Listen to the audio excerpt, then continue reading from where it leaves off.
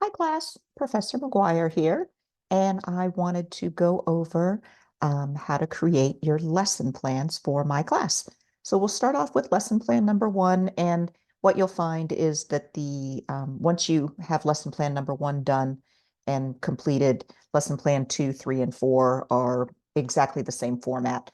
But let's get you started. So I'm going to go ahead and share my screen with you, and what I'll have you do is go into Halo.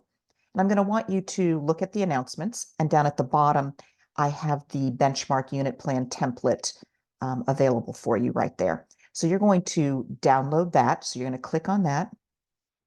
And then in the upper right corner, let me stop my video because sometimes you cannot see the download. So the download is in this upper right corner over here. So you're going to want to download that. And then that will give you a Word doc, which is editable. So that's where you're going to get it from. So what you're looking at right now is just a preview of the template. So again, you need to download it right up there in that upper right corner. So as you can see, this is the template. So lesson plan number one is going to focus on best practices. And then as you scroll, lesson plan two focuses on technology. Lesson plan three, engagement strategies. And lesson plan number four is on assessment. But today we're just going to work on lesson plan number one. So let me go ahead and pull up my PowerPoint and I'll share that with you. All righty, here we go. All right, so lesson plan number one is on best practices. So as I just mentioned, you're going to download that McGuire lesson plan template. I like it much better than the College of Ed template. It's from what I've found, my template is a lot more practical and useful later on when you actually become a teacher. So lesson plan number one, two, three, and four become your benchmark unit. You will end up just submitting that same document 5 times. I don't want you to piecemeal it out and just send me one. So when you submit lesson plan number one, number two, three, and four are going to be blank. When you submit lesson plan two, I'll see lesson plan number one and two, but lesson plan three and four will be blank, and so on. Just keep adding to the same document. That way it becomes the benchmark unit. And I know that the Lopes Right score is going to end up being a little bit high, and that's because my template has been used many, many times. That's not a problem for me. All right, so this is what it looks like for lesson plan number one. I'm going to go over each section in a little bit more detail so that you know what to expect here. But this is what you're going to be working on for your first lesson plan. Think of it almost like a little mini unit. All right, so one of the things that I do is backward planning. And I need you to start thinking about what your entire book is going to look like, starting with lesson plan number one and all of the little mini lessons that you need to complete it all the way through lesson plan number four. Think of this almost like something that might take you several weeks to do, maybe an entire grading period to do. So by working backwards, you want to find out what you want to discover and declare what you want your students to know and be able to do. Then how are you going to assess it? And then how are you going to instruct them in it? So for example, I like to recommend that you count how many chapters are in the book that you're using. Count how many pages are in each chapter. And consider that it's only possible to read one chapter per class period. A lot of times my pre-service teachers will say, I'll have them finish reading at home, or they'll read 2 or 3 chapters at home for homework. However, oftentimes we're working at schools where the students don't have access to a book to bring home. Maybe you only have one classroom set and you're teaching that same book to say 2, 3, or 4 periods of say 9th or 10th graders. And so you only have the book in the classroom. A lot of times I've also found too that when I was teaching junior high and high school, my students didn't really do it for homework. So now when I had my lesson plans for the next day, half my class was unprepared. So I do like to recommend that all of the reading take place in the classroom and challenge you to create lesson plans where that's how you would do it. So my McGuire lesson plan template has 4 lesson plans, and I like to, again, think of them as mini units. And each of those mini units has 4 little mini lessons. And I tell my students, think of those as like days, like, mini lesson number 1 is really on Monday. Mini lesson number 2 is on Tuesday, and so on.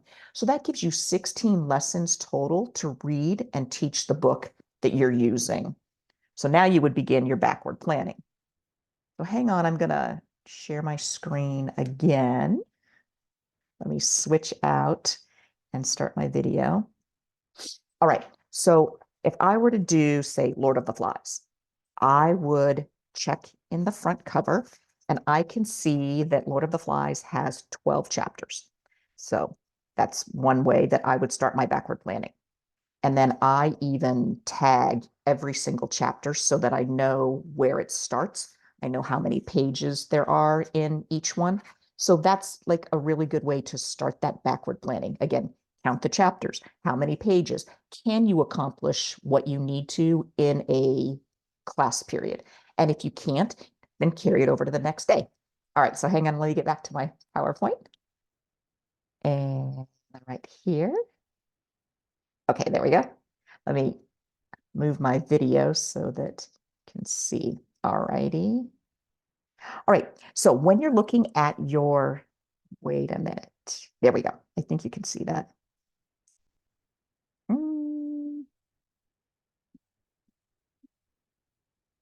There we go.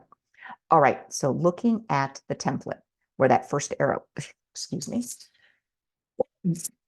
where the first arrow is, put your name in there. Pardon me. Anywhere that you see something with the black print, you're going to want to just keep that the same. So the subject is English literature. The topic or unit of study. This is where you're going to put the title of the book. So for me, I would have put Lord of the Flies in there. And again, you're going to use this same book all the way through lesson plan number 1, 2, 3, and 4. And where you have the grade level, whatever grade level you've decided to do that for. So maybe for me, Lord of the Flies, I would say 9th grade. So that's going to be the same throughout every single lesson plan. As far as lesson plan number 1, it says it's 1 of 4, and the focus is on best practices. Just leave that wording there. Now for the standards. What I've got in here is I've put in the PDFs for 6th, 7th, 8th, 9th, 10th, 11th, and 12th grade for Arizona. Many of you are teaching in other states. Please just use your state standards, but make sure that they are the reading or literature standards. This is not a writing, lesson plan. It is for reading and literature. I understand that a lot of times you will be doing some writing as well. However, the standards need to come from reading or literature. It's really important that you copy and paste the reading standards literally, meaning all of the words and the code that goes with it. I don't have those reading standards memorized, and so you'll need to put them in there for me. As far as the differentiated instruction, you can just leave this as is. I found over the years that it really is impossible for pre-service teachers to predict how they are going to accommodate students that have IEPs and 504s. So just leave this little comment in there. And when you get into your real classrooms, this is when you'll start to see how you need to adjust your lesson plans to accommodate the kids in your class that do have those special accommodations. The next section is really kind of the meat and guts of the lesson planning. I'll have another slide and go over that in more detail. And then the reflective paragraph does match. So if you look back up at the information section where it says lesson plan number 1, we're focusing on best practices. There will be a reflective paragraph at the end. And for lesson plan number 1, you just need to give me a little paragraph on how you integrated best practices. All right, so let's continue. So I've kind of blown this up. As I mentioned before, reading in class, I think, is more important than trying to assign it for homework. And a typical class period is about 55 minutes, or some of you might be teaching at schools that have a block schedule, and those are usually about 90 minutes. So choose what you believe you will be doing at the school you would be teaching at, or maybe where you're doing your practicum. That way you are actually planning for a realistic scenario. So what you do now is you start to look at lesson plan number one as a series of mini lessons that might take place over the course of a week. So again, mini lesson number one might be on a Monday. Number two is on a Tuesday. Three is on a Wednesday. Four is on Thursday. And let's say that Friday is set aside for Fun Friday, or maybe that's the day that you do vocabulary or you do grammar or you do your writing. So right now, for my lesson planning, the maximum number that you would need would be 4 lesson plans, mini lessons for lesson plan number one. And if we start off with the objective, if you kind of look at the bottom of the slide here, objectives are measurable and they do come from the standards. And then you need to measure them by matching that objective up with the assessment or the CFU, the check for understanding. I'll go over that in more detail in a couple minutes. So if we look going down, say from the Monday, you'll put your objective in there. You can do the page range that you've read, that you expect to read, or maybe it's just a chapter. But maybe on Monday, when you're starting this lesson, you're not going to read anything. So you could put NA in there because maybe today the only thing you want to go over is all of the background information on the book that you're reading. Maybe you want to study the author. Maybe you want to build up the students' knowledge so that they know what to expect, maybe historically, or what was going on prior to this story taking place. And that's completely understandable. And so maybe you won't even start reading until mini lesson number 2. So I hope that kind of makes sense. As far as a bell ringer, that's totally optional. Some days you might have that, some days you might not. Sometimes my students will have maybe like a short video that they show as a bell ringer. Other days, maybe they have a journal topic to get their students thinking about what they would be reading or discussing that day. And sometimes they have nothing. And if that's the case, you can put NA. When we teach the lesson or model the lesson, this is where I really do think it's more of a mini lesson. Instead of lecturing for, 55 minutes or 90 minutes, maybe you're only teaching something for 15 or 20 minutes. And then you have more of that independent practice that we do and that you do.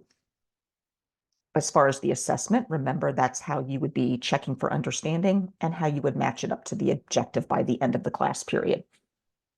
Any of the materials, resources, and technology that you need can be listed here as well. So of course, maybe they need their books. Maybe some days they need a Chromebook because you're having them do some, informational digging on the background to the story. Maybe you are using a smartboard. Maybe the kids are using little whiteboards and markers. Whatever you think you need, put those materials and resources in that box. So continuing on, how do we align a standard and objective, and how do we check for understanding? So for example, with my text, Lord of the Flies, maybe the standard that I'm using on one of my days is 9-10, because I'm doing it for ninth graders. It's the reading literature standard strand number 3, and it says analyze how complex characters, for example, those with multiple or conflicting motivations, develop over the course of a text, interact with other characters, and advance the plot or develop the theme. So my objective, again, has to be measurable. And so I would say something like students will be able to read the first chapter and analyze the characters in the first chapter. And then my assessment or my check for understanding, I would do at the end of the class, and I would have an exit ticket. And my question might be, after our discussion today, how would you describe main characters Piggy and Ralph? So we can see that the standard and objective match, and it's aligned with how I'm assessing it. Your reflective paragraph for this one needs to be an example of your best practices. Now, these might be, of course, integrated into your little mini lesson, and I can see that as well. But this is also a great place to write out a paragraph to tell me specifically what it was that you felt were your best practices. And here I've just got some examples. Maybe one of your best practices for this little mini unit for lesson plan number 1 was that you were building some background knowledge. Maybe you have them annotating and taking notes, and they've got stickies that they're putting in the book. Maybe you did a Socratic seminar. Another really great one would be how you would be reading and stopping and asking questions and having your students predict what they think might happen next. You could have them make connections to any of their personal experiences. And then there's just the different types of reading that you want to do. Do you want them silent reading, reading with a friend, the popcorn reading? Are you doing it as a teacher read aloud? Maybe you like to do a reader's workshop where you do like the mini lesson, they work for a little bit and then they share. And then just keep in mind, you're the teacher. What are the best practices that you want to integrate into your lesson plans? Put them in. And then let's just wrap this up. How do you submit it? So just as a reminder, you're submitting the entire document template for lesson plan number 1. That's going to be filled out. 2, 3, and 4 are left blank for now. Later, you'll complete lesson plan number 2, but lesson plan number 1 will still be visible to me. And then that way I can see how those lesson plans flow one into the next. I'll have an exemplar that's available in Halo. And if you've got questions, of course, you can private message me. And as a reminder, you're the teacher for this assignment. I'm not the teacher for this one. You are. This is the book that you want to teach to students. Make it as practical and as useful for you as a future teacher.